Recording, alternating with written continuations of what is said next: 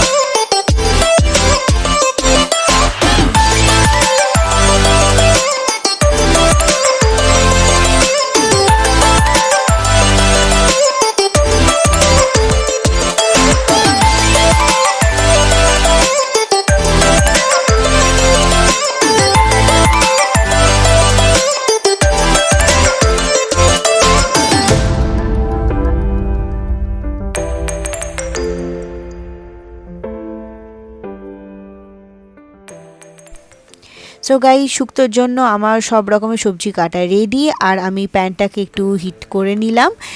আর দেখতে পাচ্ছ নিয়ে নিলাম 5 ফোড়ন। এটাকে আমি একটুখানি নাড়াচাড়া করব, আমার একটু ভাজা মশলা দরকার, তাই একটু নাড়াচাড়া করে নিলাম শুকনো খোলায়।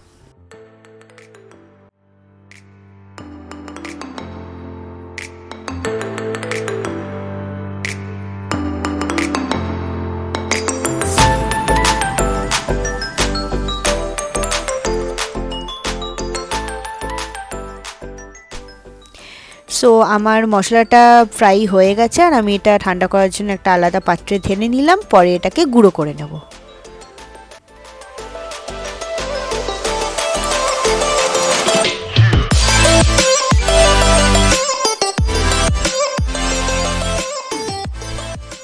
প্যান আমার গরম ছিল, তার মধ্যে দিয়ে দিলাম সর্ষের তেল।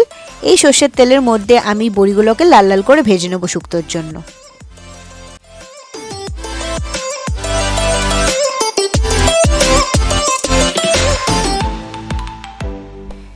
আমার বড়ি লাল লাল করে ভাজা হয়ে গেছে আর আমি এটা সাইডে রেখে দিয়েছি। আর প্যানে আর একটু তেল নিয়ে সেটার মধ্যে দিলাম তেজপাতা, শুকনো লঙ্কা ও রাঁধুনি, যেটা খুবই ইম্পর্টেন্ট। এটাকে একটু হালকা হাতে 1 মিনিট 2 মিনিটের মতন একটুখানি স্টির করে নেব যাতে ফ্লেভারটা তেলে ঢুকে যায়। আর তারপরে আমি দিয়ে দেবো হচ্ছে রাঙালুটাকে একটু ফ্রাই করব।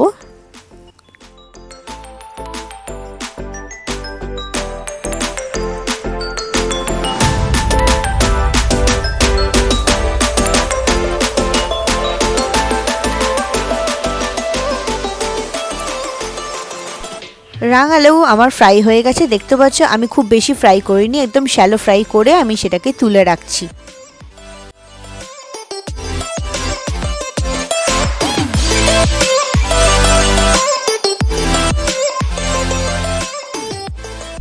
এরপর আমি একে একে সবজি দিয়ে দিলাম, যেমন কুমড়ো, আলু, এইগুলোকে একটু হালকা হালকা করে ভাজবো।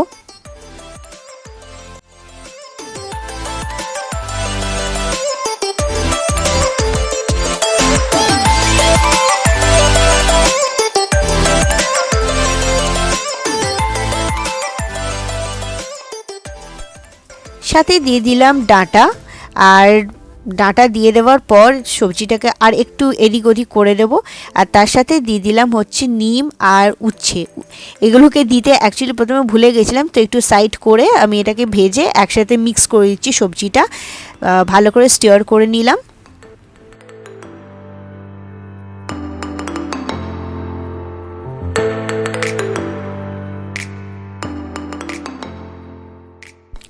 এরপর দিয়ে দিলাম কাঁচকলা, যেটা আমি শুক্তোতে দেওয়ার জন্য কেটে রেখেছিলাম। আর দেওয়ার পর আমি এটাকে একটু নাড়াচাড়া করব যাতে উপরের সবজিটা নিচের দিকে যেতে পারে, একটু হিট পায়। আর সাথে আমি দিয়ে দিচ্ছি হচ্ছে বেগুনটাও আমি লাস্টে দিলাম। আর এর পরে রয়েছে হচ্ছে পেঁপে, এই পেঁপেটা আমি দিয়ে দিলাম। একটু সবজিটা বেশি হয়েছে, আমি সেটা বুঝতে পারছি, কারণ কি আমি ফুল ফ্যামিলির জন্য বানাচ্ছি, তো এটা একটু বেশি হয়ে গেছে। নেক্সট টাইম থেকে আমি এটা খেয়াল রাখবো। সো সব সবজিটা দিয়ে আমি এটা একটু নাড়াচাড়া করে নিলাম। সবজিটা একটু হালকা ভাজা হয়ে যাওয়ার পর আমি একটু জল দিয়ে দিলাম, আর জল দিয়ে আমি একটু করে নাড়াচাড়া করে কড়াইটা আমি ঢেকে রাখবো, এটা হালকা স্টিমে সেদ্ধ হবে।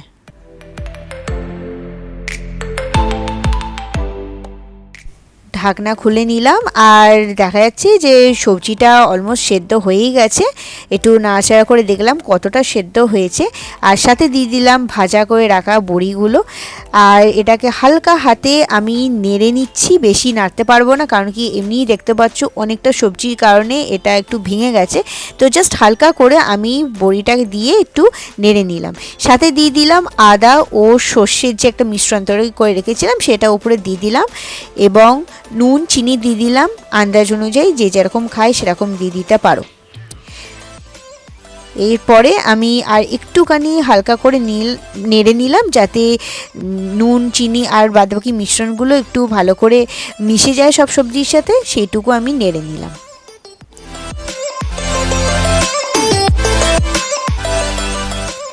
আর এর ওপরে একটু ছড়িয়ে দিলাম গুঁড়ো করে রাখা ভাজা মশলা, এর একটা অন্যরকম টেস্ট আসবে।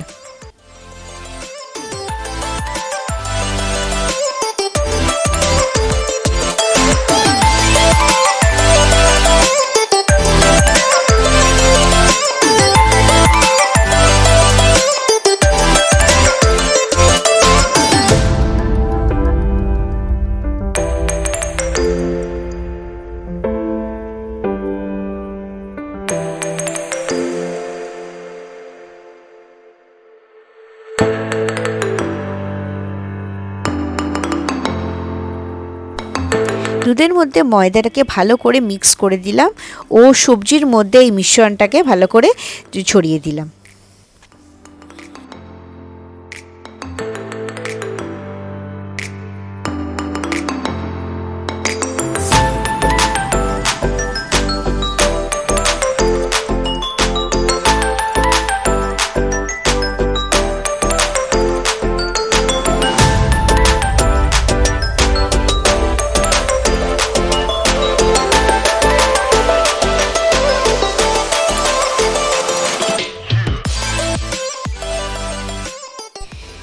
একটু সবজিটাকে নাড়াচাড়া করার পর 1 চামচের মতন ঘি দিয়ে দিলাম।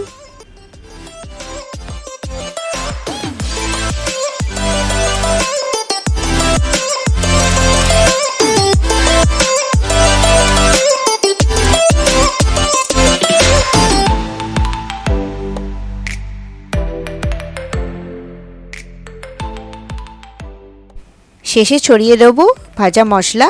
ব্যাস হয়ে গেল বাঙালিদের শুক্তো, গরম ভাতে অপূর্ব লাগে। যদি ভিডিওটা ভালো লেগে থাকে please do like, share, subscribe আর please click on to the bell icon to get the latest videos. Bye by.